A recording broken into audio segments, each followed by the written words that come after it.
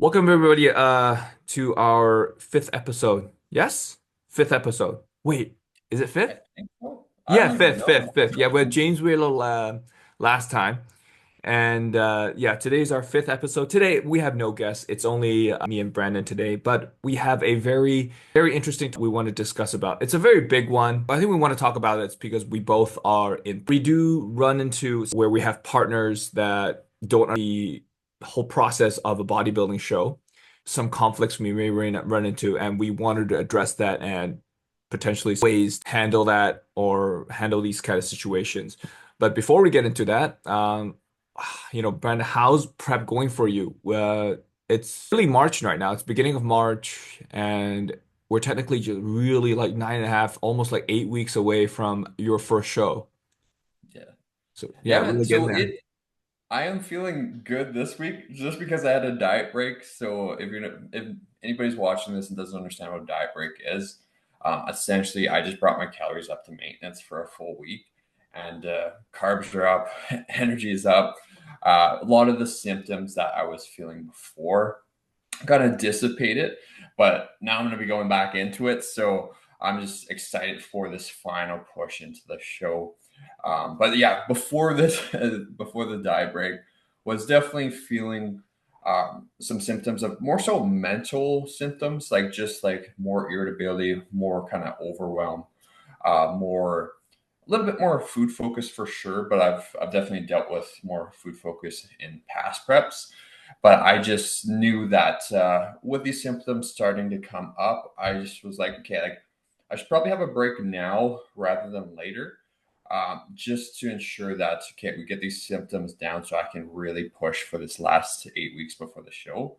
Um, I've noticed in last preps, I'm bad for underplaying symptoms sometimes. So like I'll be like, oh, like no, I'm fine, and then I'll hit like a wall. I often find like if I don't have a deload or not a deload, but a diet break, I find myself getting sick when I'm having these very severe diet symptoms. I always end up catching a cold. So I'm like, okay, I'm gonna try to do that before I get sick or before the symptoms start to really flare up.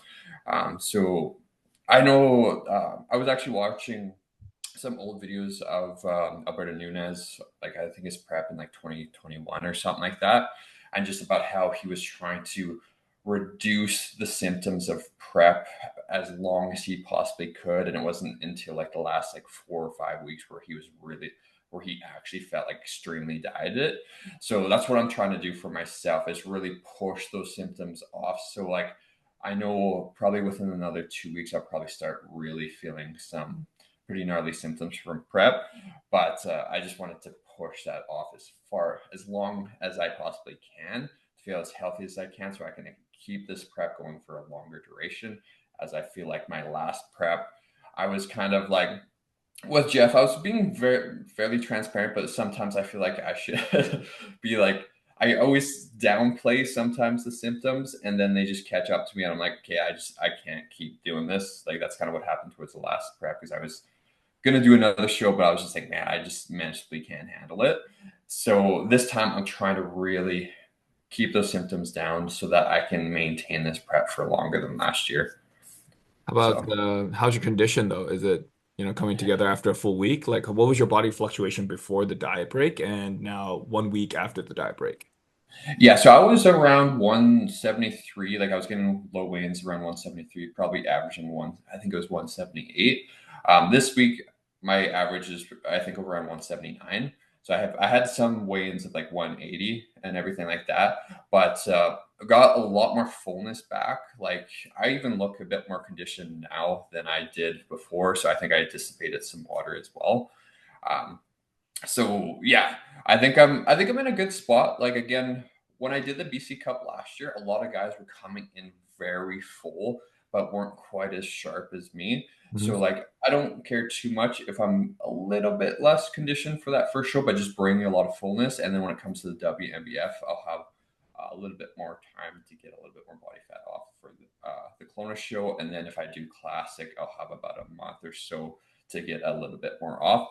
So I'm trying to just time it in a way that I'm not like way too ahead, but I'm not like really far behind. So what you're saying is that you're actually literally planning for classic physique for Edmonton. Yeah. I'm just trying to make it that I'm gonna be have enough time to get to like that style of conditioning for then, because I know if All right. I don't want to be like finishing the Kelowna show and be like, yeah, there's no way I'm gonna have the conditioning for classic. So yeah, All right, we'll keep it but in the down low then. So now let's just we'll just kind of sidetrack a little bit because I'm interested in what your thoughts are going to be. So what would you think that you'll fit better in, like classic physique or bodybuild at this, certain body type that you have? it's tough because like for me, I feel like I don't have extremely broad shoulders and a very small waist. Like Mhm. my waist, like I do have like good abs, but Oh I yeah, do absolutely. have like a bit of a wider waist compared to some of these other guys. Yeah. Well, then I don't quite have the size I feel for. I'm just like I'm kind of like in the middle there, so I'm like I think classic will probably suit me better just because I'm not as muscled. And then if I yeah, like so I'm thinking classic was likely the better way for me to go. And if I get my posing down for that, Yeah. I think that's probably going to be the best route for me. So, WNBF has finally released their reel on the not entirely releasing the judging criteria, but the main criteria for mandatory poses for classic physique on Instagram. So if you haven't checked it out, check it out. I think all platforms for WNBF Canada has shared that reel, including the main Canada one and Edmonton, and I think Vancouver, of course. So if you guys have not checked it, so you can go check it out. They are a little bit different from mandatory poses compared to bodybuild. I think they have like one hand open on some of the front and back double biceps. Um, I actually didn't check it out. I still gotta look at that reel. I Yeah, actually, so yeah, so I know some of you if you're listening you can't see this, but then there I'm just gonna show you here. If you're watching YouTube, you'll probably see it. So their front double bicep for battle body was basically just as so, and for classic, I think they have one hand open and higher like that, and that goes for back double bicep as well. Then there's side chest and side tricep. I think you hold the first position just like how you would in bodybuild, and they'll rotate their thigh outwards. oh, okay. Yeah, I Yeah, I think they think got Chris Elkin to do the demonstration on the reel. So if you haven't checked it out, go check it out, and that goes for you too. yeah. Um, I think that's their mandatory, and then you have a favorite pose. They have abs and abs and thighs. I forgot if they had that for bodybuilders. Shoot. Yeah, they'll have that for bodybuilding too. Yeah. Okay, okay. Yeah, then I think that's about it. I think you also get like one or two favorite poses for classic physique. Yeah, I know for CPA they had the one like favorite classic physique pose. I'm not sure for WMBF. I'll have to look at that reel and Yeah. see. They have like one or two favorite poses for classic physique. I think it does depend on time, given they do have quite a bit of poses to get through. Same with bodybuild, they have the symmetry round and the muscularity round, so you'll still hold those poses for front lat spread and front double bis. Those are still all there. It's the same as for bodybuilding. But Gotcha. yeah, it's going to be exciting for us to see it in for WNBF Vancouver at about same time as you, like next in the next eight and a Yeah. half weeks. Yeah. Yeah, it sucks because I wanted to come out to Vancouver, but I'm just like I was so like it's just if I go to Vancouver, like yeah, it's I gotta get a hotel and stuff, and I gotta it's just a little bit more of a process. Whereas WMBF or Kelowna, CPAP, yeah. it's just right there. All my family's there. It's just it's nice from that perspective. I have a couch if you want to crash. Well, I haven't paid for the show cost for BC Cup, so you never know. No, for real? Yeah, I've been just holding off on it for. I should probably pay for it this month though, because I know they'll probably be going up pretty soon. Oh yeah, yeah, yeah, yeah. Because I know they're for even for WNBF, I think the late not the late cost, but the late registration fee goes up for like almost $200, $250 for WNBF. I think it's for after April, where we're literally like 4 weeks out from the show. And I don't remember when the registration closes. I think it's also somewhere around that time as well. I think sometimes they'll do it like up to like the week before. Like I've seen that before. I don't know if you guys are changing it this year, but yeah. Yeah, I have no idea. I have no idea. For BC Cup, for CPA, I think they can you actually like just sign up on the day of the check-in? I'm not sure to be honest. I'm sure if I like reached out and it was like a last minute thing and like because I've competed with them before, they might do something like that. But I don't know. I don't know how much that would mess them up with like classes and stuff. But yeah, I'm not sure to be honest. I know a lot of those federations like it's always better to have more people, so sometimes they'll make an exception. Yeah. Yeah. But yeah, anyways, man, how's your been going? Yeah. So I'm glad you brought up the diet break. Because for somehow I struggled the same thing, and I'm doing something similar to what you did last prep. I was trying to push off. Well, I'm actually so caught up in life stuff that I kind of ignored what I really needed. I was just feeling everything at the moment, and I didn't identify the fact that I needed a diet break. My body weight hasn't went down for 2 weeks. I was sitting at 143, 145 for 2 weeks in a row. However, when we're looking at photos, we're looking at condition. Condition definitely went down. And Brian did mention that you it could potentially be stress. It could potentially be what is that called? A water retention. How I don't understand the fact that I'm holding water, however, the condition's going down. So that's not something that I would probably chase after. He did mention that, I did also say, my performance is going down, my mood swings are getting more and more serious. Therefore, he gave me a diet break for this week. So this is my third day for the diet break. I think my calories is actually way above maintenance right now. So my maintenance is thought to be about 25 to 2600. He's letting me eat to 27 to 2900. Oh, nice. Yeah. So like maybe a very minor surplus kind of thing. Very, very minor, yeah. For just this week. It's really just this weekend, and we'll dial back next week. And then the fact that my body weight hasn't really fluctuated that much. So I weighed myself this morning and I'm still at 143. It's Nice. Yeah, it's kind of strange. I do feel better for 2 days of feeding, and again today, and this week is also deload in terms of training. I do believe I'm very, very close to stage conditioning, and I am 10 weeks or 9.5, yeah, 9.5 to 10 weeks away from Kelowna. Uh, I don't know, I'm expecting to probably feed into the show just like last time.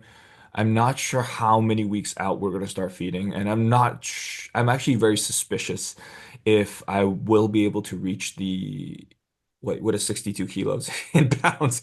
Um, Probably about the 140 pound mark. So that was my stage weight last time. So I'm not sure if I'm going to be able to reach that this year. I'm a little bit concerned, but I'm not sure if I should be. Well, you might just have more tissue, more muscle mass on you, so you literally don't have to get to that weight, right? So I feel like that's probably a big component to that.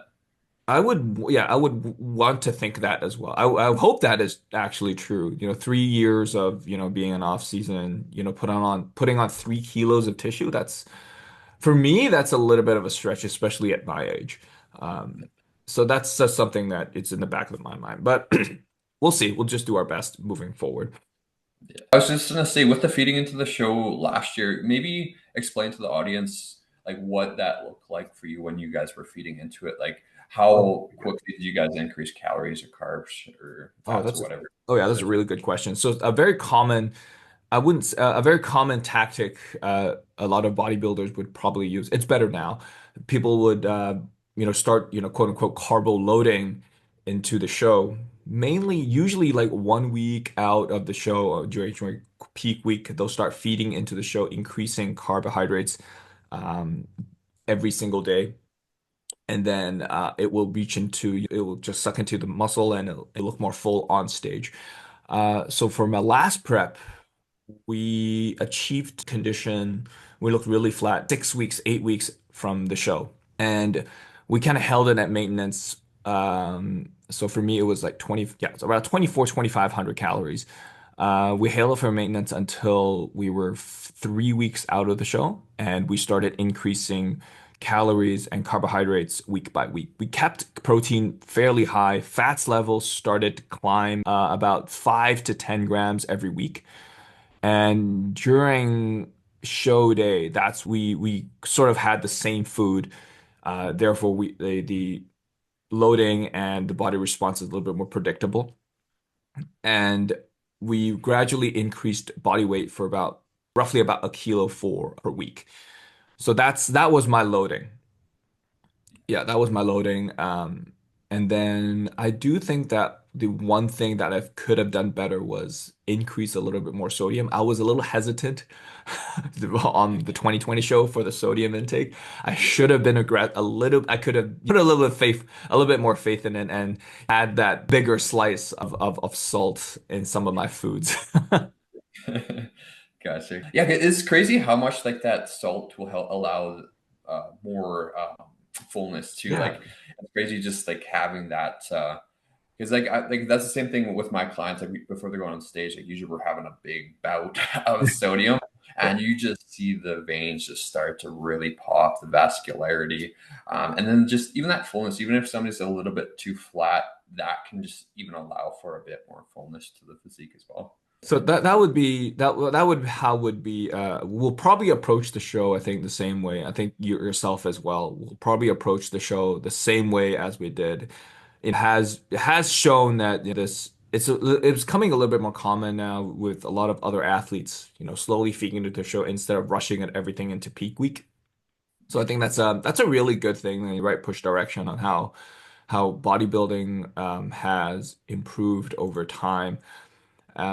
But going back on it, I think being on diet breaks and being on this like severe deficit for such an extended period of time, as you said, being extended. For me, it was from beginning of January till now, so that was almost 8 weeks. So 8 weeks of harsh dieting. What is there are a lot of limitations on while being on bodybuilding prep. So probably some of the things are that we have to go through a strict diet, of course, and there's a lot of social limitations that we can't go through. And for my experience, I've experienced like quite severe mood swings for the past week, and thank God I didn't lash them out at my wife. However, she's going through her own stress while going to school, and she's going to social events that also wanted me to tag along. And I had to say no to a couple of them, actually many of them, just due that I'm actually on prep. I'm fortunate enough that my wife also did bodybuilding before she does bikini, before she's go to school, so she understands what I'm actually going through. She understands the extreme bodybuilding prep is. She understands the fatigue and everything else. Uh, so I don't have any good stories to share on that end. But do you have any like good, or have you ever ran into a partner where you're on prep, but your other half does not understand bodybuilding itself? Yeah, like so when it comes to prep, yeah, like I've probably had like two ex-girlfriends in the past where the relationship definitely got quite shaky Mhm. during the time when I was in prep. I think a lot of it was just not being as like not communicating as much about the symptoms and about like what the prep actually looks like. But yeah, oftentimes like I've had a situation where an ex-girlfriend at the time, like she didn't have the best eating behaviors. So oftentimes when we were hanging out, she was bringing like fast food with her, bringing a lot of candies, bringing a lot of like stuff with her to hang out and come chill. And then it's just at the time, I was kind of, it was the first couple of preps I was in. I think some of that was probably from my first prep too. I just didn't know how to like handle that with like the irritability with like when you're smelling those kind of foods, when you're seeing it, it sometimes can just create like agitation. And if you don't know how to manage yourself during that, like I just got a lot more irritable and more like argumentative. So like yeah, like the relationship just kind of got rocky. I was a bit more moody. When it comes to another huge thing, when it comes to relationships that doesn't get talked about enough, when it comes to natural bodybuilding, is just libido. Like when you're in competition and prep, and like you're getting very lean, your libido is coming down over time. It's not that you can't do it, but it's just you don't want to do it as often. Yeah. And sometimes if your partner, if you're not like getting into it as much, then you're essentially like the relationship can feel kind of weird. They might feel like you don't like them anymore, and like so some of that kind of stuff can start to happen, and that's where like what I've noticed over prep is that even though you aren't feeling in the mood as much, you have to still take action. Like your stuff, though you may feel like you're not doing it, like it's still gonna work. Sometimes I've went through preps where I was like, man, like I don't even know. Yeah, if Yeah, yeah. everything gonna go well, but so like yeah, like it's still gonna work. You just have to put in the effort, and sometimes it just takes a little bit longer to get in the mood and stuff. But putting in that effort, even when you don't feel like doing it and your energy levels are really low. I know Jeff Alberts, we've had a couple of chats. The one he was coaching me last time, it's like, oh, just like buy her some flowers, make sure you're showing her affection, even though like maybe your brain is more focused on prep. And because that's another big thing with these kind of competitions is like it's awesome to have a goal. It's awesome to be locked in, but sometimes we get so tunnel visioned with our goal that other things in our life start to get kind of pushed to the side. So if it's either hanging out with friends or hanging out with your girlfriend, like I had another relationship where I was so busy at the time, like I was going to school full time in university. I was working like 20 hours a week. And I was prepping at the same time. And I also had a girlfriend at the time. And I found like I just wasn't putting in as much effort into the relationship because I was so focused on school. And that's so, yeah. So there's definitely, you got to make sure you have to put extra effort into the relationship when you are going through these times, just because that's often something that gets a little bit neglected as because when we are going through prep, our brain is solely focused on like staying alive. Like when you're getting super lean, your body is just like yeah, like we're more focused on food than like sex. Like we're more focused on the goal at hand than like having like conversations that like you become more aware of things that you don't really care as much about when when you're in prep. So if somebody's talking about drama, oftentimes you're like, okay, I don't want to talk about that. I just want to have a peace at mind right now, just because. So yeah, just being doing your best to still try to be emotional because that's another thing is I find for me personally I've noticed with other people is we're stop being as empathetic to people like we're more just like we get very blunt. We're just like we can sometimes be like no I don't like that, whereas like you could say it in a more caring kind of way.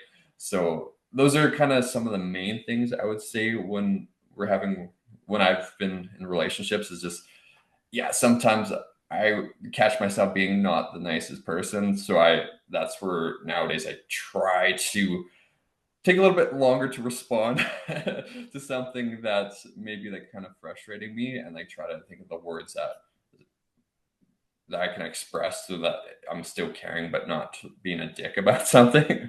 I don't know if that makes sense. Like, have you noticed that yourself with relationships? Yeah. I'm glad you brought that up.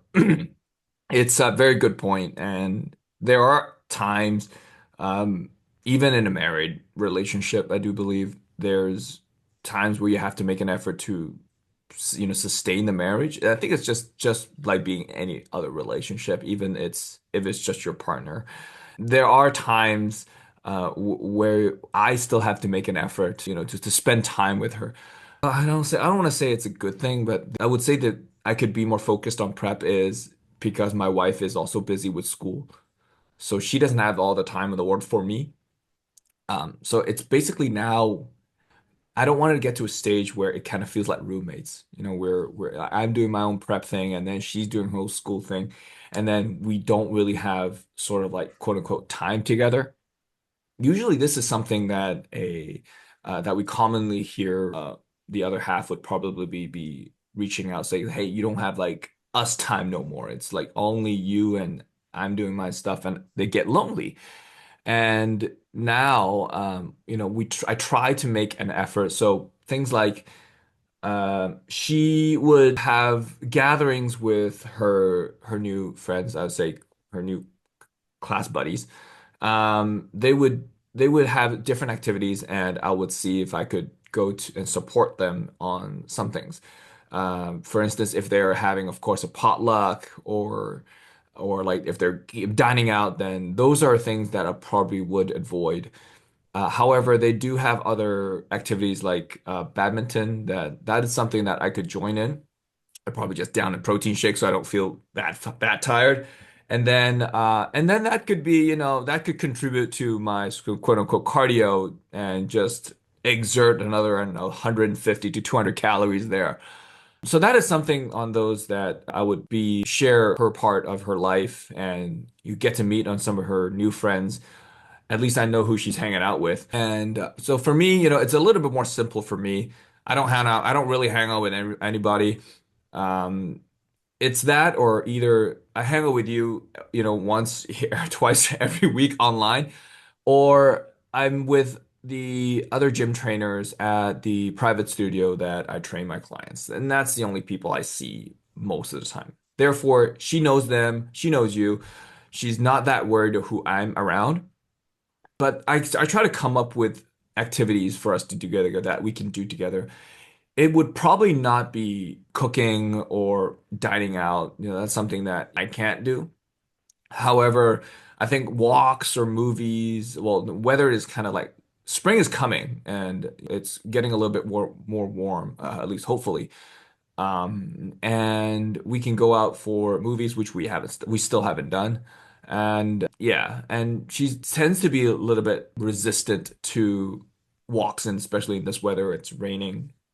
But we can do hangouts and stuff. So I think these are some of the tactics I would turn to if your other half isn't prioritizing the same goals as you are. Yeah, like to think back to like social events. So like I actually just went to a buddy's Mario Kart drinking party the other Nice.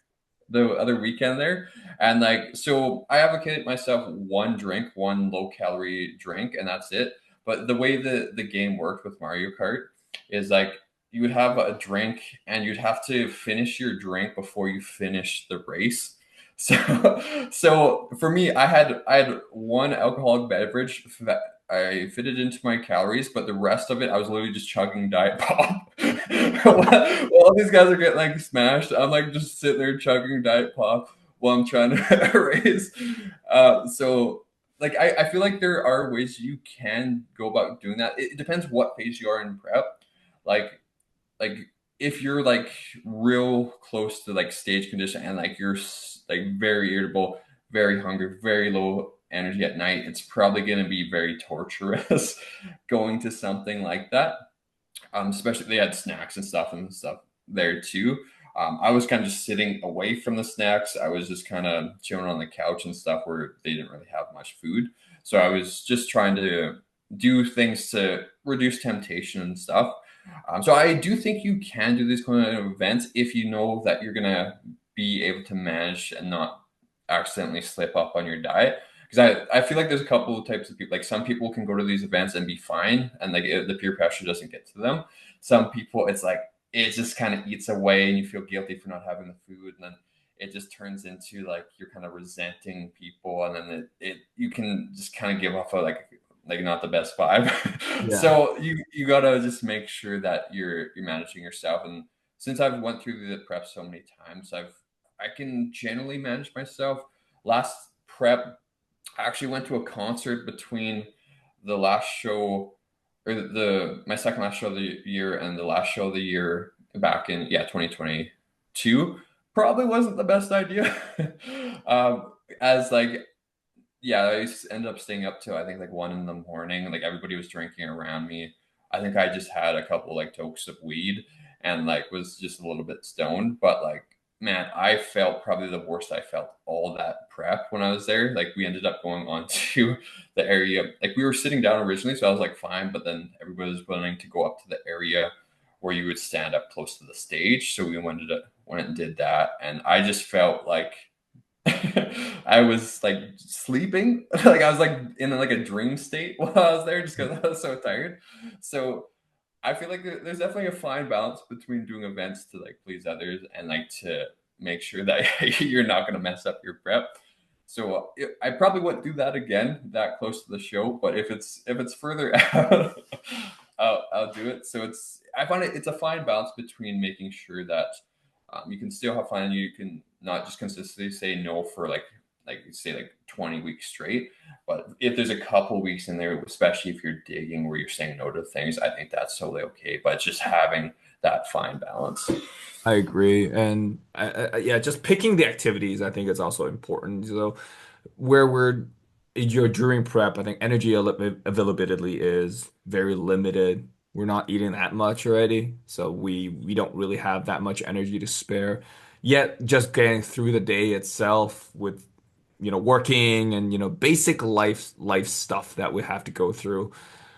That's also very, very important, I think. So there is something that we have planned for April. So April is when my wife's semester break. That's when her break is going to be. She only has like 2.5 weeks or 3 weeks in between, and that's the only time we get to do stuff together.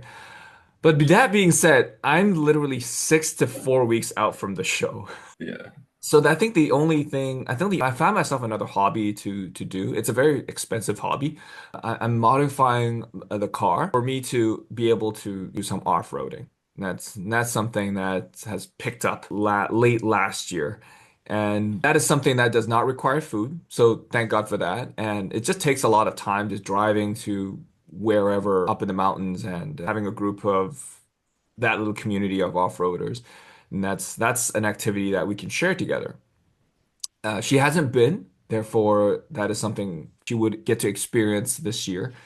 I've done it 3, 4 times. I've done some alone. For those who are also into off-road, please don't do that. It's very, very dangerous if you're going off-road alone. Usually up in the mountains, there's no reception. So if you're stuck, you're stuck. Um, so don't Yeah. do, yeah, no, never do. I picked those very, very easy trails where we still have reception in those higher up in the mountains. I could get down safely. So if you're doing on those more fun trails, don't go alone. Um, and during those times, we're usually talking about a 2 to 3 hour trip. And within that time period, I would probably feed before, and I will probably bring a protein shake or some protein bars on the way. Number one, keep the protein intake high and just keep ourselves from, hunger levels, like elevating hunger levels. By the time you get back, you're just way too dehydrated and you're just hungry from the trip. And that brings us just to planning your meals throughout the day as well. But I do think that if going back to planning your meals and also working with your other half, as you did mention too, you're having parties, you're having social events. Would you actually bring, let's say if you and your other half has this, house party, like would you bring your own food, like have your own little Tupperware, Yeah. or how would you work around that? Or bring a potato chip Usually potluck? I would just eat before and like have it so like at least a little bit of that hunger is like down. Yeah, And then I would just try not to be like, if possible, around the area that has food. Like they kept like all the food and stuff in the kitchen area, yeah, and I was just kind of chilling so I didn't really like notice it much or smell it as much. So like little things like that can actually go quite a long ways. But yeah, if say for example you have a busy day and like you haven't had any food yet, yeah, I would definitely bring like your own food or look at the options that they have there. Most of the time, if it's very snacky food, it's usually not going to be the best and most satiating, and you're probably not going to be able to accurately measure it out if they're making like homemade dishes and stuff. So yeah, usually, especially if you're deep into prep, I wouldn't be picking out that stuff. If you're on the early phases of prep and like you're ahead of schedule and stuff, I would guesstimate a little bit and just overestimate. So if I look at something and I find something similar in my fitness pal, I'll just add like 10, 20% to it. So I'm like, okay, I at least know that I'm overestimating it. So the likelihood of me having more than I am is very low. yeah, So those are some tricks that I'll use. Even eating out, like so Em and I will pretty much eat out or like have order skip or something once per week. And like with that meal, I'll try to find things that have their ingredients online. Though oftentimes it's not going to be super accurate. I'll look at those meals and then just overestimate. So like I'm like, oh, so if something has like 800 calories, oftentimes I'll just put it as like 900 or 1,000 calories just to be safe. That way, I have that flexibility and that kind of slight looseness with the tracking, so I can kind of, I don't know. There's something always about eating out where it just kind of helps reduce, I would say, like diet fatigue and cravings. But if you can do it in a way like I try to do, where you can still kind of overestimate and make sure that you're not blowing your calories, then that works really well. And oftentimes I'll do that on like my refeeds. Like one of my refeeds, I'll have one meal out Yeah. and fit it in there that way. If I do notice, okay, like we're not seeing the trends downward as much and we're getting close to show, I'll cut that out because I'm like, okay, I might be having more calories than I am. But yeah, when you've done this as many times as I have, you kind of get an understanding of how to track those foods out and understanding if you're making progress, if you're not. If you're somebody that's brand new to prepping, this is your first show, you got to be very careful with that because like some meals out, you can look at my fitness pal, like, oh, this sounds about right. Oh, it's 800 calories, and then you actually look up it on like the actual website, it's like 1,700 calories. So there's a very large range in terms of those calories out. So if you're not careful with that tracking, you could be having a lot more than you think you are. Yeah, because I think you make a really good point, and there's something I did want to mention to all of our listeners. Um, I'm not trying to shit on anybody, but just wanted to make a reminder to all listeners and anybody who's watching. So if you see coaches out there, including myself, and if we tell you quote unquote flexible diet for your first bodybuilding prep, flexible diet, yes, but it's not as flexible as you think it is. Um, the thing about that is we allow different variety of foods, but that does not mean eating out constantly or quote unquote once a week, especially if it's your first prep show. That's I think that also just solidifies on what you just said on if it's your first bodybuilding prep, range and it's just the experience of tracking and understanding foods is not quite, experienced and mature yet. So you need time and effort. And again, tracking food and training is it goes hand in hand. It's also a skill that it takes time to learn as well. So just keep that in mind. If it's your first bodybuilding prepping show, I would recommend you be a little bit more strict with a lot of your foods and training as well. Really listen to what your coaches are telling you in terms of training executions. There are difference between training smart and training with enough intensity, but that's for another time. Um, but on the track of so that just kind of closes on what I want to piggyback off what you said. There is just one more thing that I did want to. So we've talked about ourselves for the past, I don't know, 40 minutes. How's Emma's prep? Oh, it's been good. Like there was a time period where she was like sick for almost 3 weeks. Yeah. So she was kind of still in a slight deficit during that time. So her weight hasn't been dropping quite as much as her and her coach have been planning, but she's also, I think, gained some muscle back after that time period of being sick because she is looking leaner and leaner. So things seem to be coming along quite nicely. It's also really nice having her prep and me prep at the same time. We'll see how it gets when we're both like super lean and both really irritable. But so far it's been nice because we kind of have the same similar routine, like for cardio, or like for getting steps in, for going to the gym and stuff. We set it up so we're doing it at the same time. So it makes it work for spending time together. And the same thing with the weekends. Like it's nice to have somebody that's in the same position where it's like, okay, like we both know we can't be spending so much time around these foods, or like doing things that revolve around food a lot. Like we'll have our maybe one meal out per week where we're tracking, that we're overestimating, that we're making sure that we're getting close to it. But yeah, it's nice to be able to do similar activities and not stress about, okay, like this person wants to go out and have some drinks and stuff like that. Whereas like right now we're both like, yeah, no, we don't want to have drinks. Like if we go out, we'll have like a non-alcoholic drink thingy. So like, um, No, it's been good. Like she's been doing really good with her prep. Like I'm excited to see. Like I think she's gonna have a good amount more tissue, possibly like 3 to 5 more pounds than last time she was on stage. Her posing's looking really good. Like her coach has been really dialing that in with her. So no, I'm really excited to see. I think it's gonna be a night and day difference with her package this year. Is she going to be in Kelowna? Yeah, so she's gonna do the Kelowna WNBF show. She's gonna do the probably the Edmonton WNBF show as well, depending on how things turn out there. Yeah. So yeah, man, no, it's gonna be good. Like me, you, her. Oh, Um, I'll get to see her. yeah, and then I got another client too competing. Well, I guess he'll be competing in the Edmonton show. I got like I guess 3 clients competing in the Edmonton show. I might try to see if some guys want to come to the Kelowna show too. But no, man, it's gonna be a good time. Are your clients like shorter or are they taller? They're gonna be doing like one guy is doing men's physique. I think we'll probably keep it to Edmonton just to make sure he's nice and dialed in for that.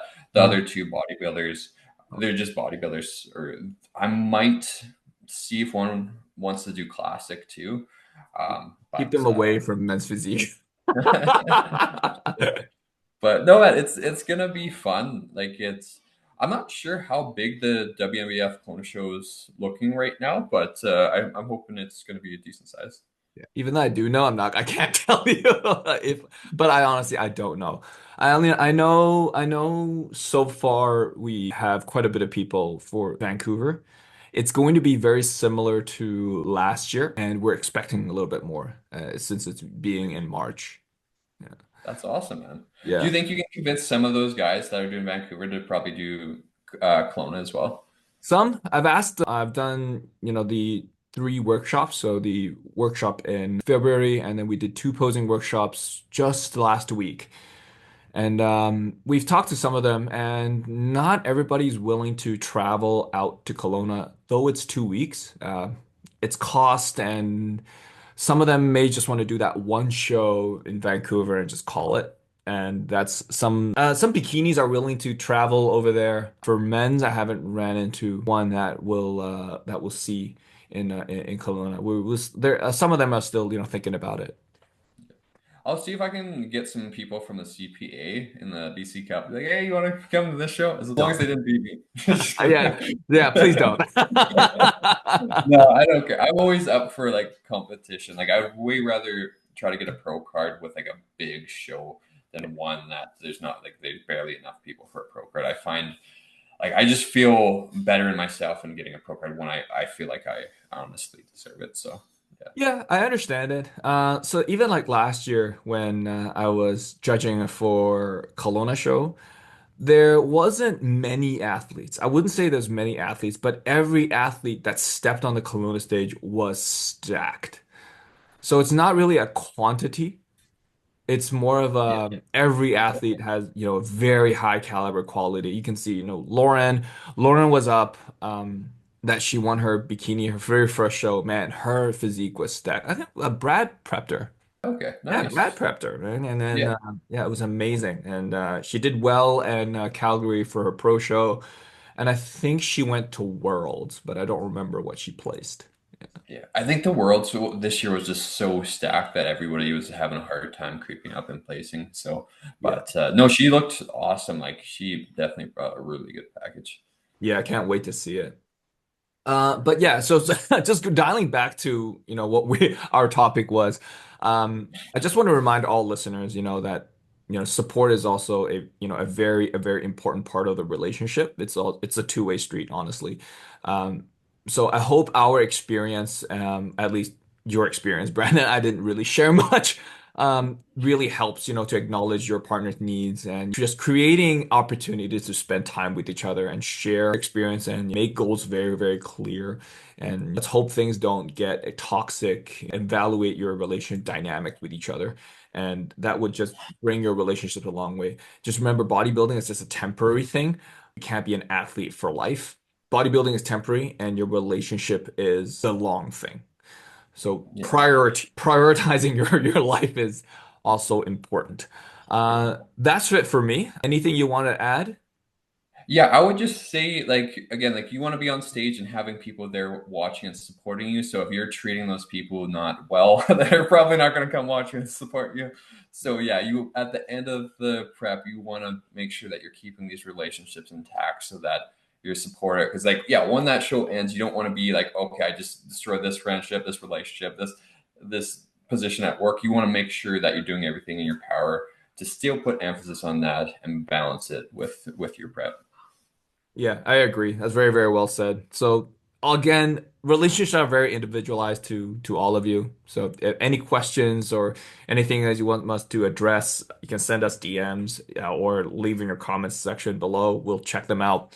But anything that we'll probably close this until next time. So thanks for listening and thanks for tuning in.